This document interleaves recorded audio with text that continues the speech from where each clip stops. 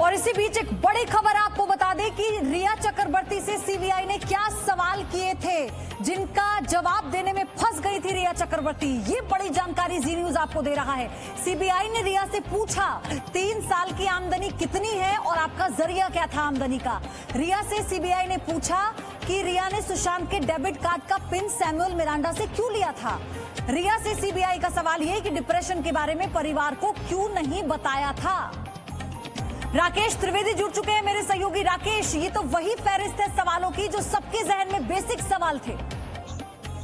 जी बिल्कुल अदिति, देखिए जो हमें सूत्रों से जानकारी मिल गई उसके मुताबिक सीबीआई ने इसको इसी तरीके से जो ये पूरी क्वेश्चनिंग फ्रेम की थी कि सबसे पहले उनसे ये पूछा गया कि आपकी लाइफस्टाइल जो है वो काफी महंगी है और कहीं ना कहीं आप जो है लाइफस्टाइल मेंटेन नहीं कर पाती, इसीलिए आप सुशांत के कार्ड से शॉपिंग करती थी, महंगी महंगी शॉपिंग करती थी। जिसके जवाब में उन्होंने कहा कि मैं शॉपिंग नहीं करती थी, सुशांत मुझे दिलाया करते थे। तो इसका काउंटर क्वेश्चन ये था कि अगर सुशांत दिलाया करते थे तो आपको फिर उनके कार्ड की पिन की जरूरत क्या पड़ी, पिन नंबर आपने सैमुअल मिरांडा से क्यों लिया, आप सीधे सीधे जो है सुशांत सिंह राजपूत से आप क्यों नहीं ले सकते। नहीं, एक बड़ा सवाल ये भी था, इसे कहीं ना कहीं एक दिशा देने के लिए कि आप कहती हैं कि आपने तकरीबन 50 लाख रुपए का एक होम लोन लिया हुआ है जिसके लिए आपने खाल में एक प्रॉपर्टी खरीदी हुई है। जितने का आपका होम लोन नहीं है उतने उससे ज्यादा पैसे आपने और शोभित ने मिलकर के सुशांत के साथ सिर्फ एक यूरोप ट्रिप में खर्च कर दिए। क्या आपको इसमें कुछ अटपटा नहीं लगा?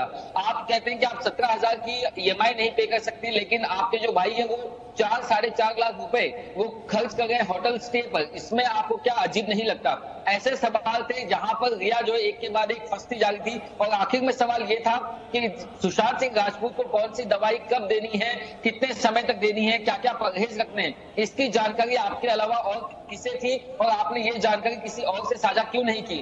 खास तौर से 8 जून के बाद आप ये जानती थी कि सुशांत सिंह राजपूत जो है आपके घर छोड़ने से ज्यादा परेशान होंगे, ऐसे में उन्हें दवाई देने वाला कोई नहीं होगा, वो खुद से शायद दवाई ना भी लें। ये जानते हुए भी आपने उनके फोन नंबर्स को जानबूझ करके ब्लॉक किया और उन्हें बेचैन करने के लिए आपने किसी से कोई संपर्क नहीं किया, उन्हें ब्लॉक किया। ये वो सवाल है जो कहीं ना कहीं इस जांच को एक दिशा की तरफ दे रहे हैं, आगे बढ़ते हुए दिखाई देगा। ये वो सवाल है जिससे शायद रिया चक्रवर्ती की आने वाले दिनों में मुश्किलें बढ़ सकती हैं। राकेश, कल हुई 7 घंटे की पूछताछ में तमाम सवाल पूछे गए जिसमें एक वो हिस्सा भी था जिसमें रिया चीखने चिल्लाने लगती हैं जब सीबीआई उन सारे सवालों के बाद आखिर में ये कहती है कि क्यों ना आपको गिरफ्तार कर लिया जाए सुशांत को आत्महत्या के लिए उकसाने को।